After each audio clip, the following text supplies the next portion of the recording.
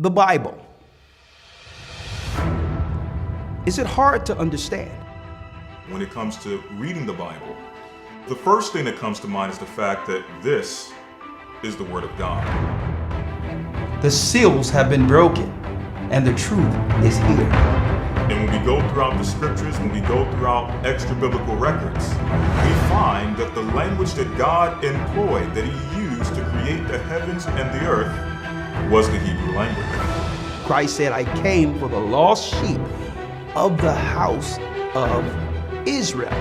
But yet no one, no religious leader, no religious church out there anywhere can now identify the 12 tribes of Israel. Can we?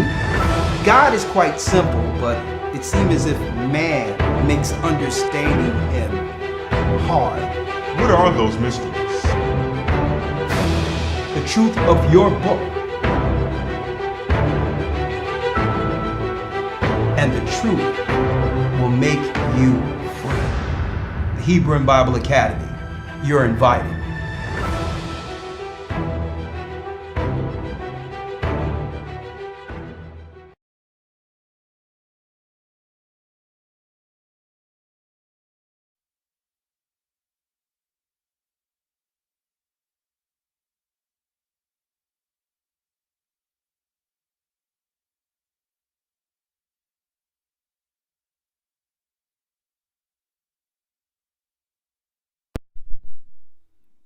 All right, we should be there now. Let me just do a quick check. All right, shalom, family. Shalom, shalom. Let me just make sure everything is good before we get started. And once you all confirm, we'll get right into it. Let me first confirm. Let me see what we got here. All right, I know for the first few seconds I'm going to see no sound, but I'm going to give it a minute or so. Things should be updated, and you all should hear me nice and clearly. Things should be good now. Okay, all praise to the Most High. Wonderful. All right, shalom, shalom to you all. I know that for many of you, this may be a pleasant surprise, but today I am filling in for Elder Ricard Shiar. And what we're going to be doing today, just to give you a brief overview of today's Patreon segment. For those who are in the Hebrew and Bible Academy, we promised that we would do a Q&A segment through today's Patreon, so that's exactly what we're doing today. Before we do so, I just want to make a few quick announcements pertaining to the Hebrew and Bible Academy, but I'll give a few minutes for those to, for all of you to come on in. Someone says it's very low. All right, someone says it's low. All right, let me make a few adjustments here and see if it's better. All right, I'm going to make all my adjustments now before getting started. Let me make all the adjustments now.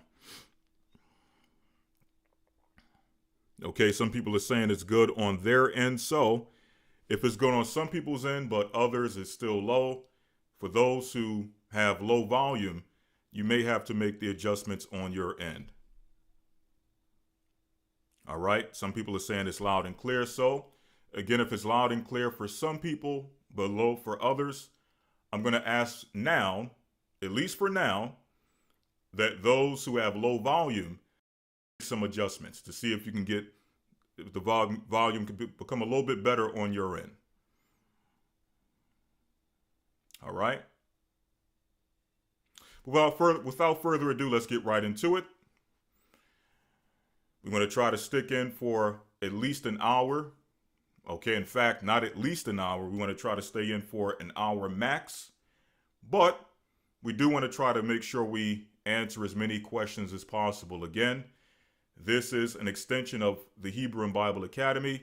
For in this past week, which was week number 3, you know that we covered the promised seed. And in the promised seed, we went through the origin of the promises of Abraham, how that original Abraham was passed down to his son Isaac. From Isaac, it was passed down to Jacob. From Jacob down to the 12 tribes of the nation of Israel. And we showed you how that played out under the New Testament, under the new covenant. How through Christ, it is through Christ that we receive those covenants, that we receive that covenant, and that we receive the blessings that come with the covenant. Okay? We receive that through Christ. Right? But going back to that academy and how today is a continuation of the academy, again, we promised those who were within that lesson, based on the fact that we did not have enough time to answer your questions there, we promised that we would answer your questions today. So again, that's what we're doing today. But before we do so, I first and foremost would like to make an announcement concerning the Hebrew and Bible Academy. Yes, we are still accepting enrollments. We are going into week number 4, so we are officially coming to a close of the first month, right? So if you're still interested in the Hebrew and Bible Academy, you can go to historytimes.org and all of the information you need there.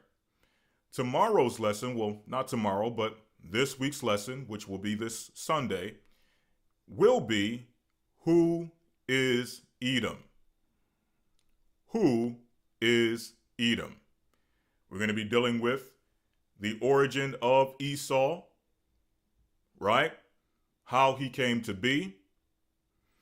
We're going to go into the process by which the blessing and the promise was initially blessed or bestowed upon Esau, eventually ended up in the hands of Jacob. From there, we're going to show you how that caused a rift, a generation between Esau and Jacob. Also, we're going to delve into the history of how Esau became a nation known as the Edomites. We're going to delve into that as well. And above all, we're going to show you the prominent role that Esau plays in prophecy. I know in many places you may go when it comes to history, when it comes to commentary pertaining to Esau, they will usually state that Esau no longer exists, or that Esau disappeared from the face of history during a particular time period. Okay, it may differ according to whatever source you go to, but nonetheless, in all of those sources, one thing they agree to is the fact, or the idea at least, it's not a fact. We're going to prove it's not a fact, but they all subscribe for the most part to the idea that Esau or Edom disappeared from the face of the earth. We're going to see if that's so according to biblical history as well as biblical prophecy. And the beautiful thing about this lesson, we're going to cover it, is that not only will we cover Esau, for the first time in the Hebrew and Bible Academy, we're going to cover Esau alongside Ishmael. So not only will it be of who is Edom, his history, his origin, how he became a nation, prophecies pertaining to him, we're also going to deal with the history and origin of the Ishmaelites and show you the connection between Esau and Ishmael. What is their connection? Well, both have a problem with Jacob. And we're going to expound upon that problem in this upcoming week of the Academy, which will be this Sunday again. If you're interested in the Hebrew and Bible Academy, please go to historytimes.org. Now, before I continue, some people are saying that the sound is going in and out. All right, if that's so, please let me know now so that I can make all the necessary adjustments. All right, let me know if the sound is going in and out, and if so, I'll make all the adjustments I can before we switch over to the other side, which will be Patreon. Also, we're going to have the blog talk going. I'm going to try my best to manage both. Someone says choppy audio. So let me make a quick adjustment. One moment. It keeps popping. All right, one moment. 1 second.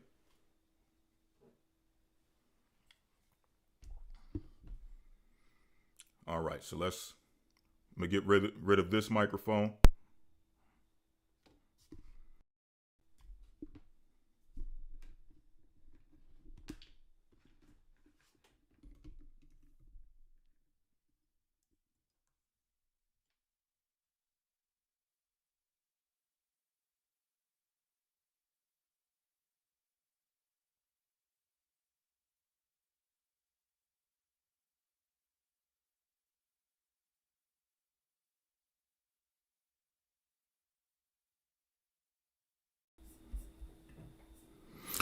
Okay.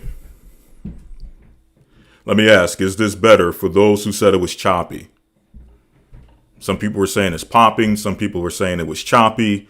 It was going in and out. Before I continue, because we're about to switch over, before I continue, right, let me make sure that all is well. All right. Is this better?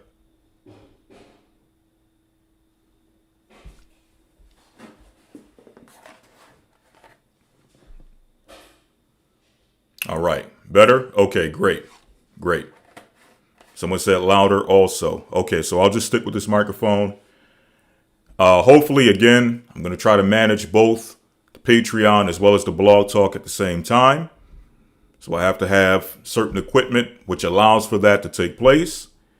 The initial microphone didn't work, but we still have to deal with the equipment so that I can hear for those who may call into blog talk.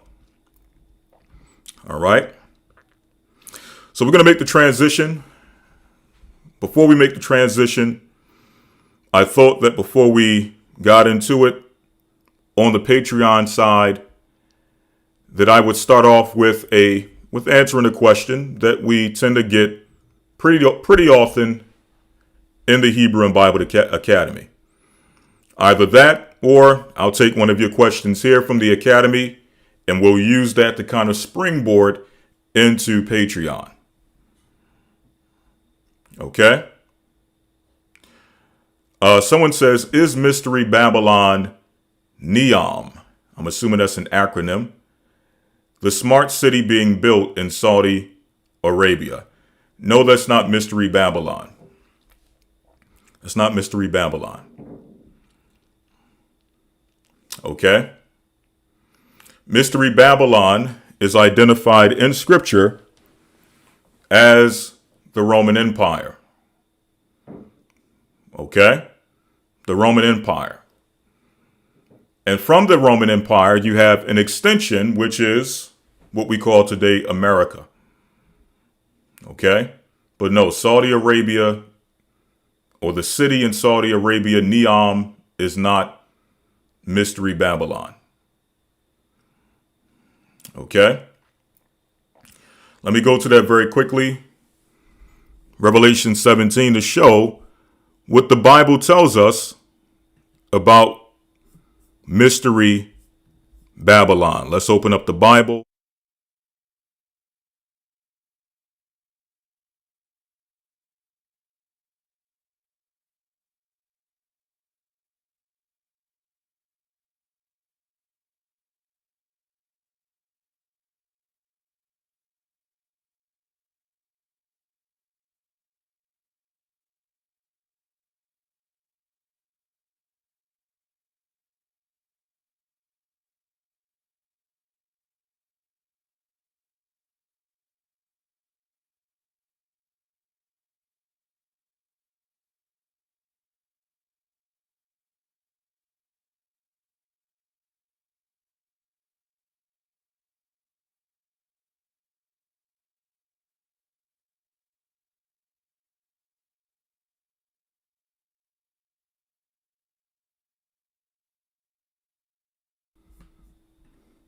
All right, we should be good now. Okay. So again, We're getting the Bible straight, and from here, we're going to jump over into Patreon. All right, so we're in Revelation chapter 17. Revelation 17, I'm going to go there very quickly, where it speaks about Mystery Babylon.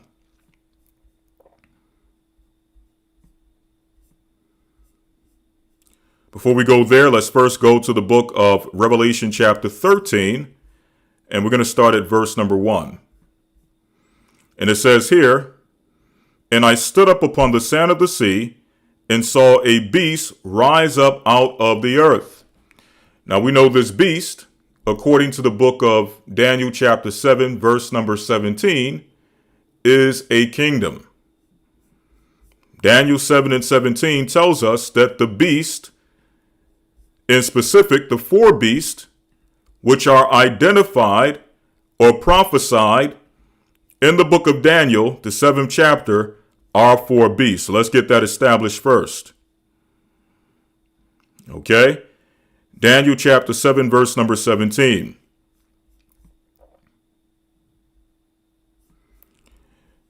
Daniel 7 and 17 says, "These great beasts, which are four kings." By four kings, meaning four kingdoms. I'm going to show you that in a moment. So these great beasts, when it says these great beasts, speaking of the four beasts which are prophesied earlier in the chapter, or the four beasts that are aforementioned earlier in the chapter, starting with Babylon, from Babylon to Medo-Persia, from Medo-Persia to Greece, and from Greece to Rome. Those are the four beasts. And we're told in Daniel 7 and 17 that these four beasts are symbolic of four kings, or, as we're going to show when we jump down a few verses, four kingdoms. Now we're going to show you which of these kingdoms relate to Mystery Babylon. And I'm showing you this because this is very key when we're talking about identifying things biblically, as far as biblical prophecy. There's going to be many things that are going to come up, many stories, many articles that are going to come up, many inventions that are going to come up as this smart city that you're referring to, and people are going to try to fit them in scripture or try to figure out where they fit in the Bible. But one thing we must remember is that the Bible, the Bible, as far as, let's deal first with the understanding of Mystery Babylon. The Bible have already established exactly who and what that is. So we don't necessarily have to take external information or external new things that have come up and try to plug them into the Bible according to what may be said about them, according to the articles, according to what people may say conspiratorially, or according to conspiracy theories, or whatever the case may be. We don't have to try to superimpose that on the Bible. The Bible have already explained itself, and the kingdoms of the Bible have already been explained and put in place for us to understand in these last days. Okay? So now let's explain it. So these great beasts, which are four kings, which shall arise out of the earth. Now let's show that these four kings are in reference to kingdoms. Jumping down to verse number 23. 23 says, "Thus he said, the fourth beast," remember, these great beasts are four kings. Now it's saying, "Thus he said, the fourth beast shall be the fourth kingdom upon the earth." The fourth beast shall be the fourth kingdom upon the earth. So it's by this that we understand that these four beasts are four kingdoms. So again, the question is, where does Mystery Babylon fit within these four kingdoms? Okay? Where does Mystery Babylon fit within these four kingdoms. Let's go back to the book of Revelation 13 where we left off. Revelation 13 in verse 1 says, "And I stood up upon the sand of the sea and saw a beast rise up out of the sea." So what is the beast? Well, according to what we just read in Daniel 7, the beast is a kingdom. The beast is an empire. It says, having 7 heads and 10 horns, and upon his head 10 crowns. Now, let's hold this, and we're going to go back to Daniel 7. Because the attributes that are being applied to this beast in Revelation 13 are the same attributes applied to the beast in Daniel 7. So let's go back to Daniel 7 very quickly. And let's see what beast is identified as having 7 heads and 10 horns. Going back to the book of Daniel chapter 7, we're going to read in verse number 7 where it says, "After this I saw in the night visions, and behold, a 4th beast," as we read in the 23rd verse. The 4th beast represents the 4th kingdom, which shall arise out of the earth. So we're talking about the same exact kingdom. "So after this I beheld in the night visions, and behold, a 4th beast, dreadful and terrible, and strong exceedingly. And it had great iron teeth. It devoured and brake in pieces, and stamped the residue with the feet of it. And it was diverse from all the beasts," meaning it was different from all the beasts that were before it. Now, when we go back to Revelation 13, we're going to show you why this beast was different or diverse from all of the beasts that came before it. Now, check this out. Key point. It had 10 horns. I considered the horns. Now, here's the key point again. It had 10 horns. Let me pull it up. It had 10 horns. Now, we're going to jump down to verse number 23 again.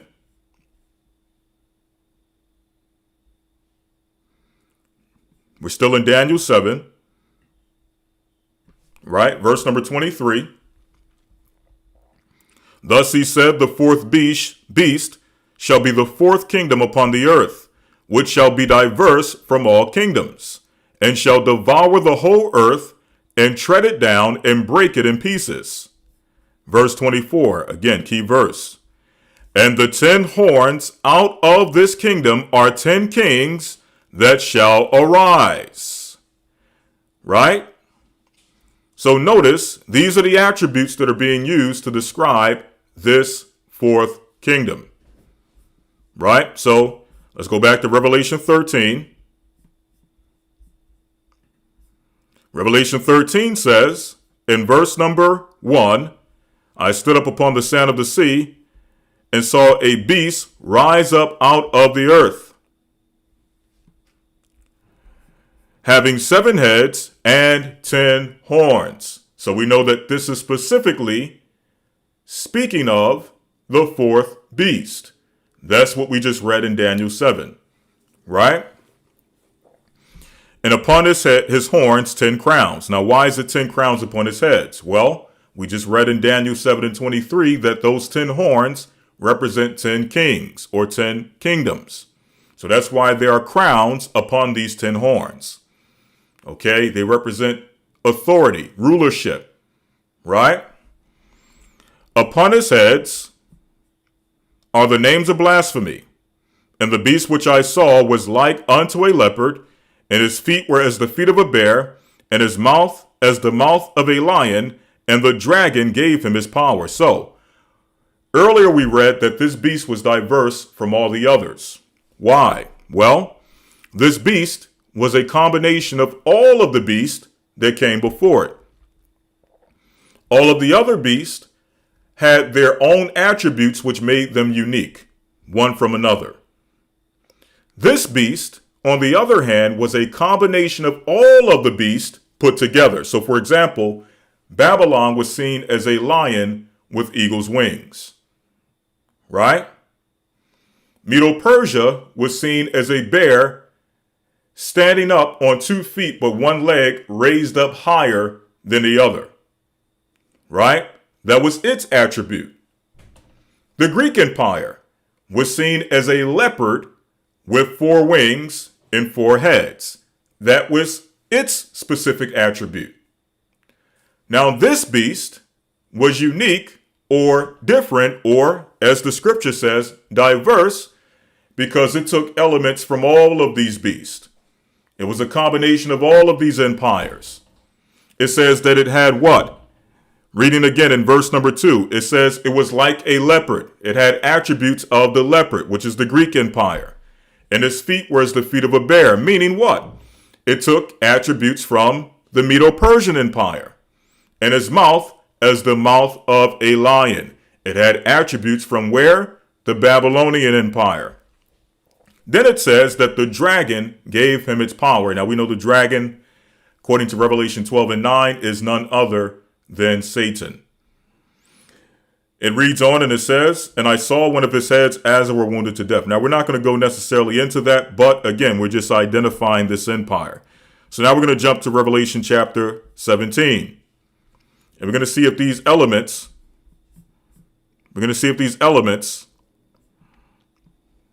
okay, are the same. Or we're going to see if there's any similar elements from what we read in Daniel concerning the 4th beast, what we read in Revelation 13 concerning the 4th beast, and what we're about to read in Revelation 17 concerning the 4th beast.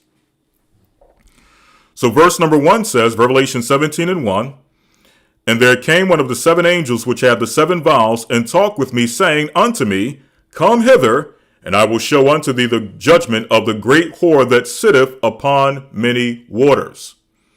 Now the waters, when you jump down to about maybe verse 15, it tells you that the waters represents nations, kindreds, and tongues.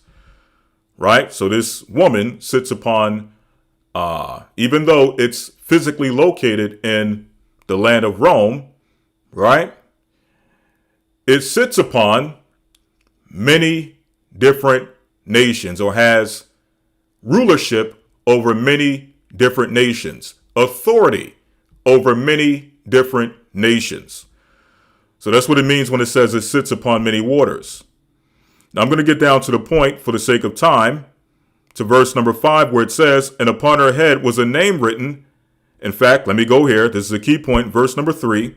So he carried me away in the spirit into the wilderness, and I saw a woman sit upon a scarlet-colored beast, full of names of blasphemy, similar to what we read in Revelation 13, having 7 heads and 10 horns. 7 heads. We're going to get to that, the nationality of Sarah and Rebekah. We'll get to that in a moment. Having 7 heads and 10 horns. All right. So which of the 4 beasts was prophesied symbolically as possessing 7 heads and 10 horns? Well, according to Daniel 7, it was the 4th beast. According to Revelation 13, also identified as the last of the beast. It was a combination of all the beasts that came before it.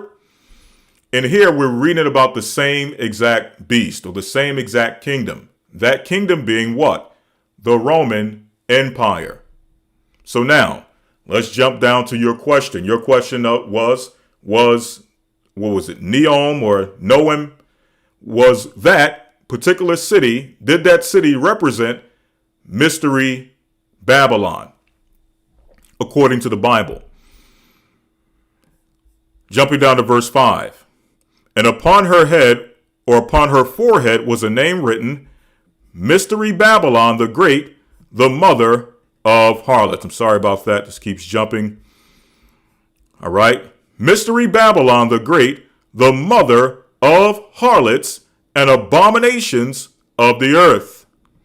It goes on to say, verse number 6, more attributes of this woman. And I saw the woman drunken with the blood of the saints and with the blood of the martyrs of Yeshua, or who the world calls Jesus. Now, which empire was responsible for and is historically known for martyring and persecuting the disciples and the apostles of Christ. That is none other than the Roman Empire. Okay? So that's who this is referring to. All right? So, hopefully that answers your question. Now, I'll say this. Can that particular city symbolically have elements or have symbolisms within that city which are a reference to Mystery Babylon? Absolutely. Okay? I wouldn't put it past when they construct the city or build the city that it's going to have some allusions to what? Mystery Babylon.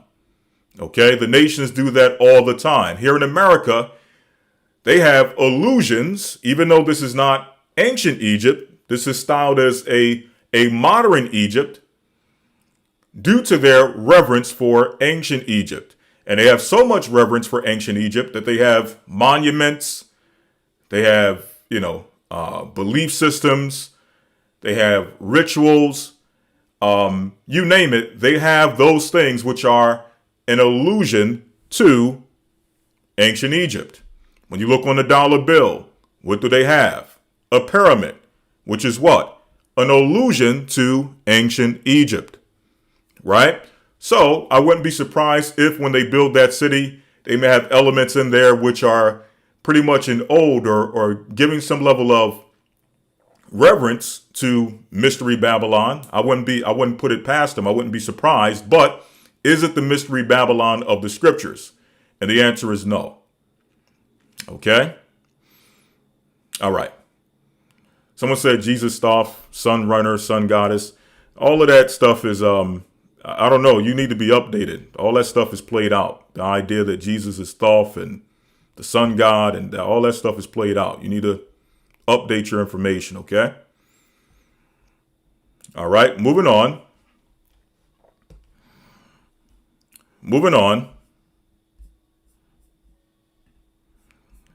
All right, someone asked, what is the ethnicity? Where did Abraham or where did Sarah and Rebecca come from? Okay. Someone says they have relics from ancient Egypt, such as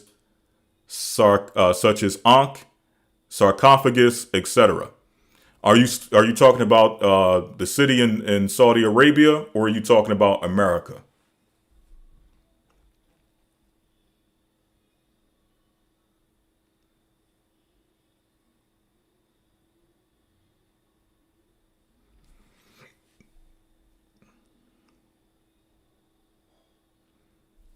Is that in reference to Saudi Arabia, or is that in reference to America?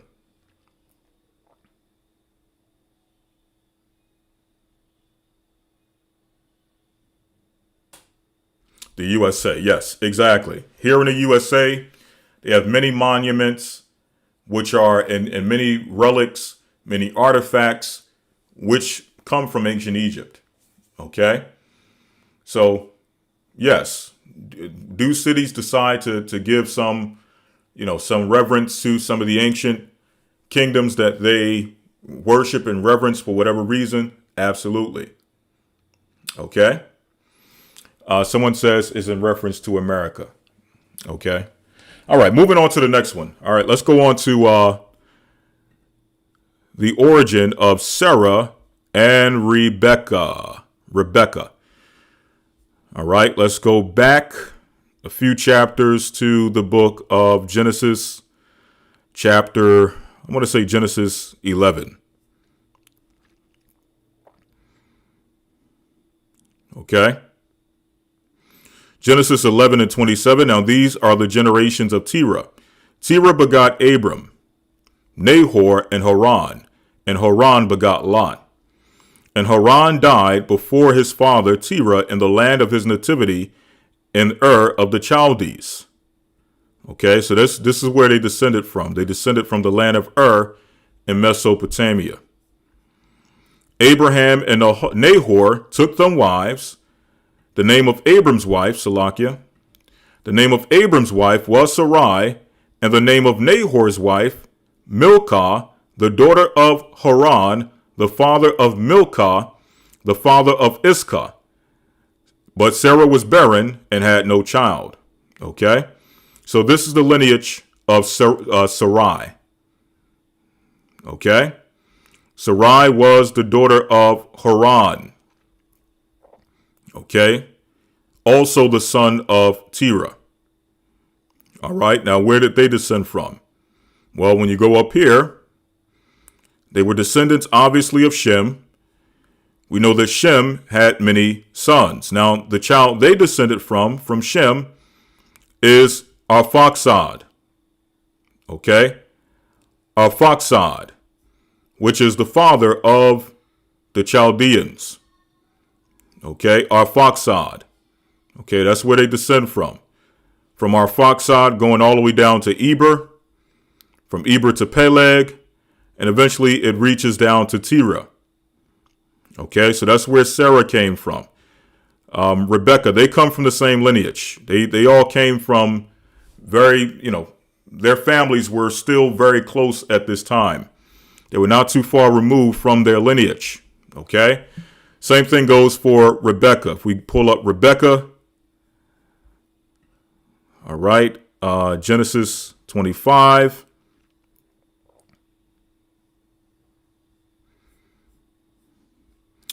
Genesis 25 and 19, it says, "These are the generations of Isaac, Abraham's son. Abraham begot Isaac, and Isaac was 40 years old when he took Rebekah to wife, the daughter of Bethuel, the Syrian of Padan Aram." Okay, so again, these were people from Mesopotamia. Okay, Bethuel, the Syrian from Padan Aram. So that's the lineage of Rebekah. Okay, these are all Shemites. All right, so that's the lineage. These are the lineages they came from. Again, these were very close. These families, someone says the sound went out. Let me do a quick check. All right, the sound looked like it's still going. Okay, so you may have to make some adjustments on your end. All right, so that's where that's where Sarah and Rebecca come from. Right? With that, I thank you all for your participation here on YouTube. At this time, we must make our way over to Patreon. So, for those who have questions from the Hebrew and Bible Academy, come meet us on Patreon. Also, the Blog Talk will be up and running. I'm going to try to get the Blog Talk going, but if not, then I'll just have to answer through Patreon. Okay? I'm not sure how I'm going to be able to run both at the same exact time. So I'll try my best. If not, we'll just answer questions through Patreon. But with that, I want to say bless you and shalom. I'll be back in a few moments on Patreon. For the rest of you, I want to say thank you all for your continual support. And if it be the Most High's will, we'll be seeing you all tomorrow for the Sabbath. For those who are in the academy, we'll also be seeing you all this coming Sunday, which again, the lesson will be Who is Edom? For those who are interested in the academy, go to historytimes.org, where you'll have all the information you need in order to enroll. With that, I want to say blessings and shalom. And again, I'll be on Patreon in a few moments. Shalom.